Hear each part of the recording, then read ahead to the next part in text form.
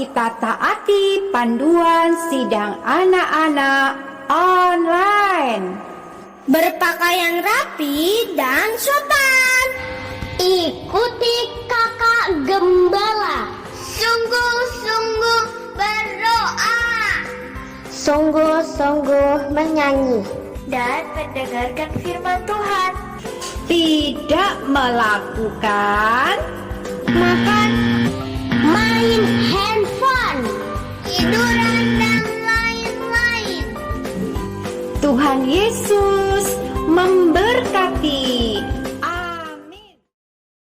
Hai adik-adik, sudah siap mendengar firman Tuhan hari ini?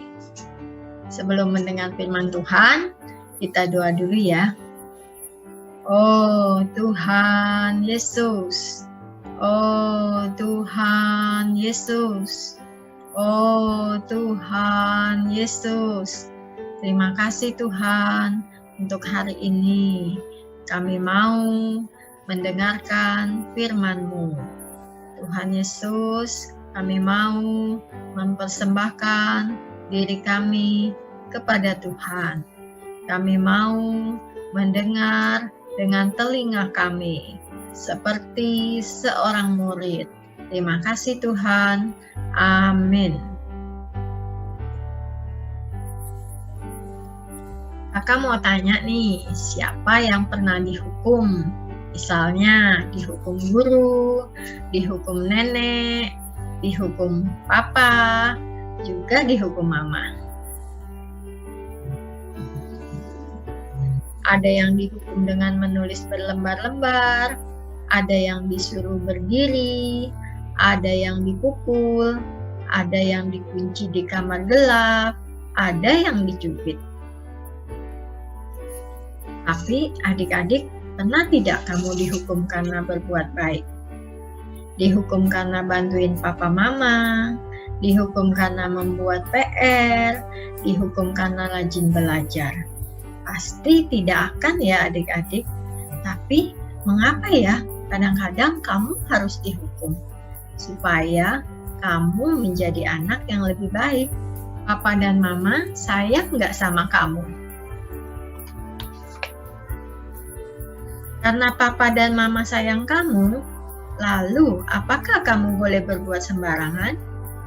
Walau papa mamamu sayang kepada kamu, mereka akan bersikap tegas dan menghukum kamu jika kamu berbuat sembarangan. Bagaimana jika kamu berbuat jahat? Apakah mama dan papamu perlu bersikap tegas dan menghukum kamu bila berbuat jahat? Tetapi kalau anak di jalan yang berbuat jahat, apakah papa mamamu perlu bersikap tegas dan menghukum anak jalanan itu? Tidak adik-adik. Papa dan mama kamu akan bersikap tegas dan menghukum kamu bila kamu berbuat jahat. Karena kamu adalah anak yang sangat disayanginya. Adik-adik, Tuhan Yesus itu tegas. Tuhan akan menghajar dan menghukum kamu apabila kamu berbuat jahat. Karena Tuhan sayang kepada kamu. Tuhan Yesus juga tidak mau kelak kamu akan menerima hukuman yang berat dari perbuatan-perbuatanmu yang jahat. Tuhan mau kamu segera sadar dan bertobat. Bagaimana kalau kamu melakukan kejahatan kecil-kecil seperti mengganggu atau berbuat iseng kepada kakak atau adik kamu? Tuhan Yesus sangat tegas. Kejahatan sekecil apapun Dia tidak suka. Bagaimana kalau memukul teman? Tuhan Yesus tidak suka. Bagaimana kalau memukulnya pelan-pelan? Tuhan Yesus tetap tidak suka. Tuhan Yesus itu tegas. Tuhan tidak mau kamu melakukan kejahatan sekecil apapun. Di dalam Alkitab ada kisah tentang Tuhan Yesus yang marah-marah. Pada suatu hari, Tuhan Yesus pergi ke bait suci di Yerusalem. Tuhan melihat banyak sekali orang yang berjualan di sana. Orang-orang itu jahat. Mereka menipu Tuhan. Mereka pergi ke bait suci seolah-olah mereka mau berdoa dan memuji Tuhan. Tetapi Mereka ke bait suci bukan untuk berdoa dan memuji Tuhan, tetapi berjualan. Ada yang jual burung merpati, ada yang jadi penukar uang. Halaman bait suci jadi kotor dan sangat berisik karena banyak sekali orang yang sibuk tawar-menawar. Suara-suara burung juga sangat ramai sekali dan sangat kacau keadaan bait suci. Bayangkanlah adik-adik, bait suci menjadi seperti pasar karena banyak sekali orang yang berjualan. Tuhan Yesus sangat marah melihat mereka berjualan di sana. Mengapa? Karena bait suci adalah tempat untuk berdoa dan memuji Tuhan. Tetapi mereka malah menjadikan bait suci seperti pasar. Tuhan Yesus bersikap tegas. Tuhan membalikkan meja-meja dan bangku-bangku tempat mereka berjualan. Lalu Tuhan berkata, "Rumahku akan disebut rumah doa, tetapi kamu menjadikannya sarang penyamun."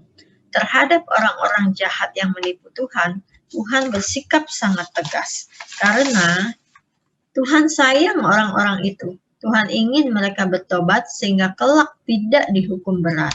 Adik-adik, Tuhan Yesus sangat tegas kepada orang-orang yang telah menipunya. Orang-orang yang berjualan itu telah menipu Tuhan Yesus. Sepertinya mereka datang ke bait suci untuk berdoa dan memuji kepada Tuhan. Padahal mereka tidak mau Tuhan.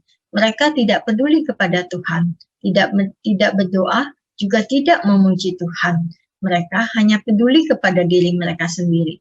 Mereka hanya mau mendapat uang yang banyak. Bagaimana dengan kamu?